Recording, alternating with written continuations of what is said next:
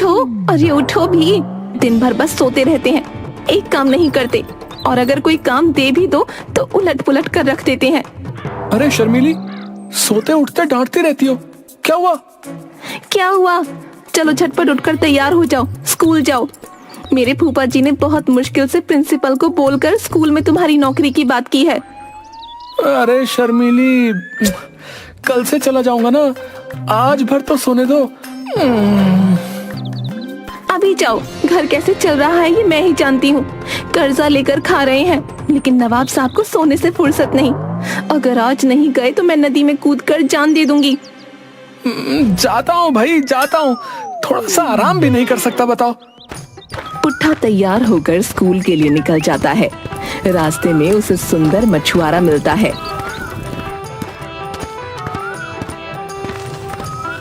अरे सुंदर चाचा, इतनी ठंड में साइकिल रोककर किसका इंतजार कर रहे हो? अरे वाह, ये शीशे के जार में रंग बिरंगी मछलियां लेकर कहाँ जा रहे हो?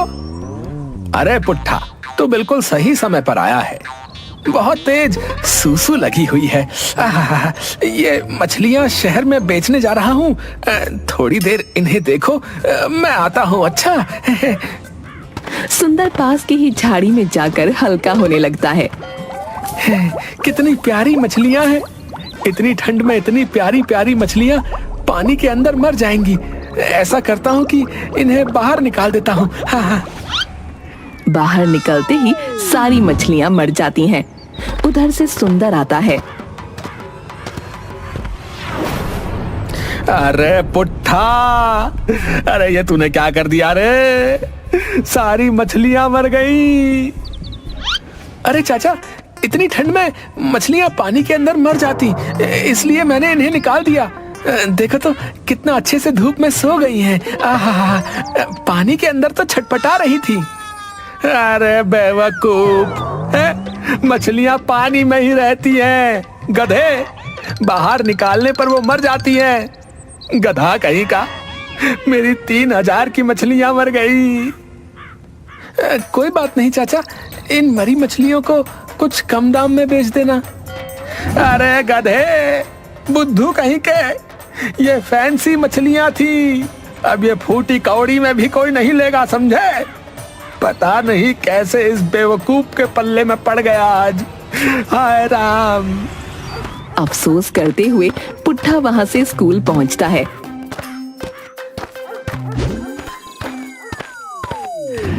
नमस्कार प्रिंसिपल सर। अरे पुट्ठा, आओ आओ। मेरे स्कूल में पढ़ाने से पहले कुछ जनरल नॉलेज प्रश्नों का उत्तर देना पड़ता है। जी पूछिए। तुम बताओ कि सूरज हमसे कितनी दूरी पर स्थित है और उसकी रोशनी हमारे तक कितनी देर में पहुंचती है? जी सर, सूरज हमसे 7 घर दूरी पर स्थित है और उसकी रोशनी अब हमारे पास नहीं आती। क्या बकते हो? मैंने पढ़ा था कि सूरज हमसे लगभग 14 करोड़ 96 लाख किलोमीटर दूरी पर स्थित है। उसकी रोशनी हमारे तक पहुंचने में 8 मिनट 20 सेकंड लगते हैं।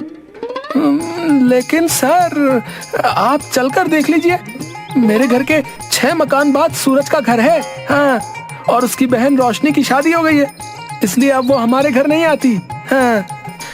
भाई माफ करना, भाई माफ करना, पढ़ाई तुम्हारे बस की बात नहीं है। तुम जा सकते हो। किसी ने सही बोला था, तुम वही बेवकूफ पुट्ठे हो। हाँ। जी सर, जी। मैंने अपनी पत्नी को बताया था कि पढ़ाई से तो मैं खुद कोसों दूर भागता था। अब देखो, तुम कोई दुकान वगैरह में काम देख लो, ठीक है?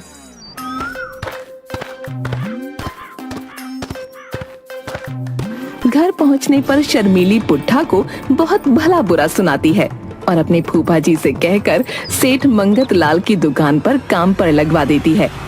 एक दिन दुकान पर, पुट्ठा, मैं खाना खाने घर जा रहा हूँ, कोई कस्टमर आए तो उससे अच्छे से डील करना। जहाँ समझ ना आए तो फोन पर मुझसे बात कर लेना, ठीक है? जी सेठ जी, ऐसा ही करूँगा।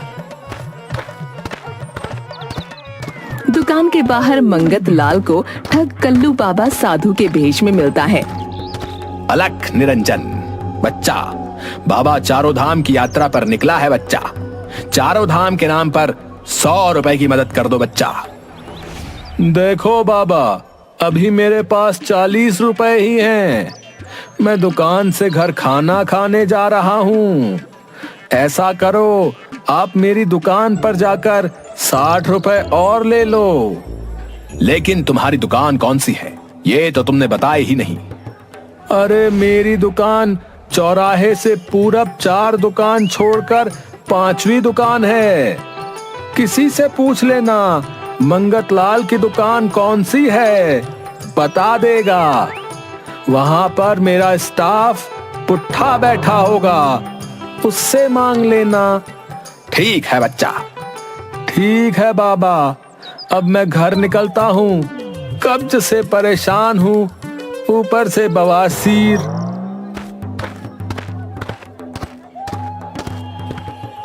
ठग कल्लू बाबा मंगत लाल की दुकान पर पहुंचता है। अलख निरंजन बेटा पुट्ठा, कैसे हो? प्रणाम महाराज, आप तो बहुत ज्ञानी मालूम पड़ते हैं। आपने मेरा नाम कैसे जान लिया? इतना ही नहीं, मैं तो यह भी बता सकता हूँ कि मंगत लाल कब्ज से पीड़ित रहता है और उसे बवासीर भी है। अद्भुत महाराज, अद्भुत। आप सर्वज्ञानी हैं। महाराज, मुझे भी ज्ञानी बना दीजिए। सभी लोग मुझे मूर्ख कहते हैं बाबा। जरूर बालक। ऐसा है कि तुम्हारे सेठ जी ने मुझसे 1 लाख रुपए लिए थे। उसमें से 40,000 रुपए लौटा दिया है और बाकी बचे 60,000 रुपए मुझे दे दो। जरूर महाराज, अभी मैं तिजोरी से निकाल कर दे देता हूँ। बच्चा, जीवन का पहला ज्ञान गांठ बांध लो। किसी पर विश्वास यूं नहीं कर लेना, चाहे सामने मैं ही क्यों ना हूं। एक बार अपने सेठ जी से पूछ लो। ठीक है महाराज, आप कहते हैं तो मैं अभी फोन करके पूछ लेता हूँ। पुट्ठा मंगत लाल को फोन लगाता है। सेठ जी, सेठ जी, एक ना साधु बाबा आए हैं सेठ जी। बता रहे हैं कि आपने इन्हें 40 दे दिया है और 60 बाकी है। हाँ हाँ, 60 उनका बाकी है, उन्हें दे दो। लगता है बहुत पहुंचे बाबा हैं। ऐसा करना, उन्हें 50 और दे देना। ठीक है सेठ जी। ये लो बाबा, ये लो आपके 60,000 रुपए। और सेठ जी ने कहा है कि 50,000 और दे देना। ये लीजिए पूरे 50,000 और हैं। जा बच्चा, आज से तू ज्ञानी बालक कहलाएगा। अलख निरंजन। कल्लू बाबा पैसे लेकर तुरंत वहाँ से रफू चक्कर हो जाता है। थोड़ी देर बाद मंगत लाल खाना खाकर घर से दुकान लौटता है। जा पुट्ठा, घर जाकर खाना खा ले। आजकल तू तो बहुत होशियार हो गया है। 60 रुपए के लिए भी फोन करके पूछता है। जी सेठ जी, आखिर स्टाफ किसका हूँ? बहुत अच्छा पुट्ठा। इसी तरह 10-20 रुपए जोड़कर ही लोग करोड़पति बनते हैं।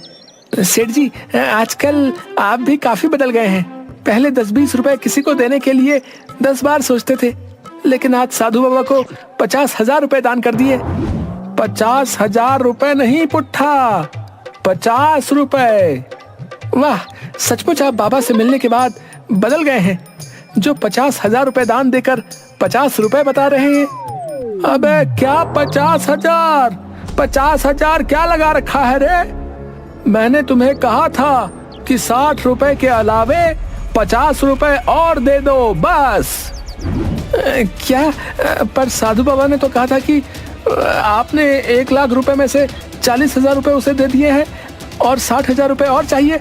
फिर आपने भी कंफर्म किया कि 60 दे दो और साथ में 50 और दे दो। क्या? यानी कि तुमने उसे 1,10,000 रुपया दे दिया? हे भगवान, मूर्ख तू आजीवन मूर्ख ही रहेगा। गधा कहीं का, निकल जा यहाँ से। फिर कभी पैर भी ना रखना इस दुकान पर। हाय मैं लुट गया, हाय बर्बाद हो गया। मंगत लाल की चीख पुकार सुनकर आसपास के लोग जमा हो जाते हैं। मंगत लाल तिजोरी खोलकर देखता है तो उसमें से पूरे 1,10,000 रुपए नहीं थे। वो वहीं पर बेहोश होकर गिर जाता है। कुछ लोग पानी के छींटे मारकर उसे उठाते हैं। इधर पुट्ठा वहां से निकलकर रात में आवारा की तरह घूमते रहता है। तभी उसका पुराना दोस्त बेवड़ा जगिया मिलता है। अरे पुट्ठा, तू इतनी रात को सड़क पर कहाँ घूम रहा है? मेरे चलते मेरे सेठ जी को पूरे 1,00,000 रुपए का नुकसान हो गया यार। मैं कुछ नहीं कर सकता भाई, मैं मूर्ख हूँ, मुझसे हमेशा गलती हो जाती है। कौन कहता है तुम मूर्ख हो? आ चल मेरे साथ बैठ, तो दुनिया का सबसे ज्ञानी पुरुष है, समझा? जगिया, तू क्यों मुझे बहला रहा है? मैं जानता हूँ कि मैं सबसे बड़ा मूर्ख हूँ। ओ चला बैठ कर पी, और मेरी तरह बिंदास जी। अभी 2 मिनट में तू अपने आप को दुनिया का सबसे ज्ञानी आदमी बताएगा। ये ले 2 घूंट मार ले। पुट्ठा जगिया के साथ बैठकर शराब पीने लगता है। कुछ ही देर में उसे नशा चढ़ जाता है और वो अपने आप को दुनिया का सबसे ज्ञानी व्यक्ति बताने लगता है।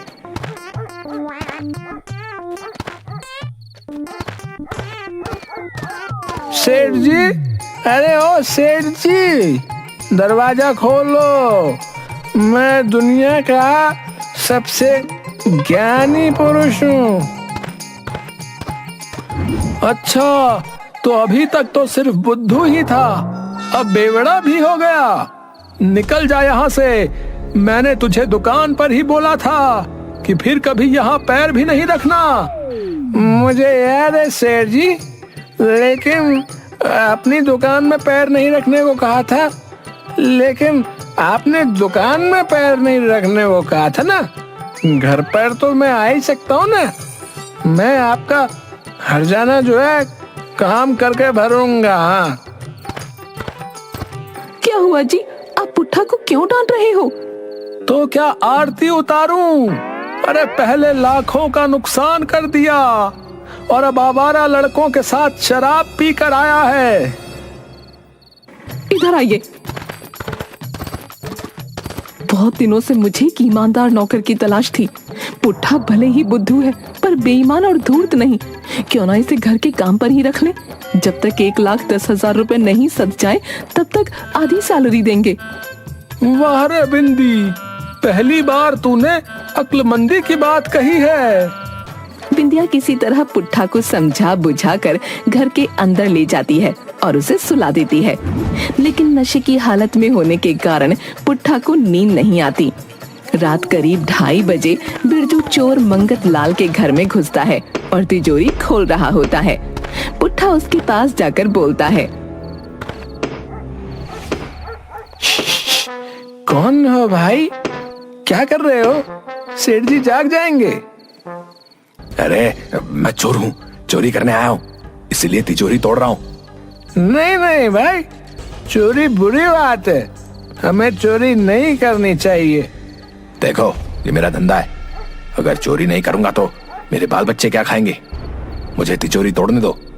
नहीं, मैं तुम्हें तिजोरी नहीं तोड़ने दूंगा और नहीं चोरी करने दूंगा। अगर मैं चोरी छोड़ दूंगा तो मेरे बाल बच्चे कहाँ से खाएंगे? एक मिनट रुको यार, रुको, मैं जो है तिजोरी की चाबी ला कर देता हूँ। ये लो तिजोरी की चाबी। चोरी नहीं करनी चाहिए, जितनी जरूरत हो तिजोरी से पैसे निकाल लो, लेकिन चोरी नहीं करो। मुझे अब नींद आ रही है।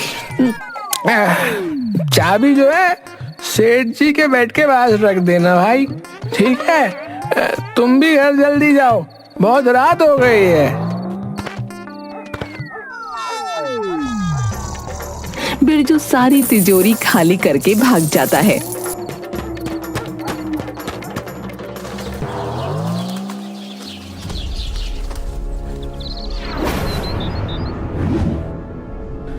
हाय, अरे मैं लुट गया, अरे बर्बाद हो गया, अरे चोर सारी तिजोरी साफ कर गया, अरे मेरी जीवन भर की कमाई चली गई। अरे अरे चुप रहिए सेठ जी, कोई चोरी नहीं हुई है, मैंने चोरी होने से बचा ली। हाँ, रात को एक चोर चोरी कर रहा था, तो उसे रोका क्यों नहीं? हाय, वो सारा रुपया चोरी करके ले गया। मैंने उसे चोरी करने से मना किया था सेठ जी। मैंने उसे चोरी नहीं करने दी। हाँ सच्ची, मैंने खुद तिजोरी की चाबी उसे देकर कहा कि जितना लेना है ले जाओ, लेकिन चोरी नहीं करने दूंगा। हाँ, हाय हाय, ये तूने क्या कर दिया मूर्ख। दूर चले जाओ मेरी नजरों से, दूर जाओ, जाओ यहाँ से, गधा गई का। बिंदिया, पानी लाओ।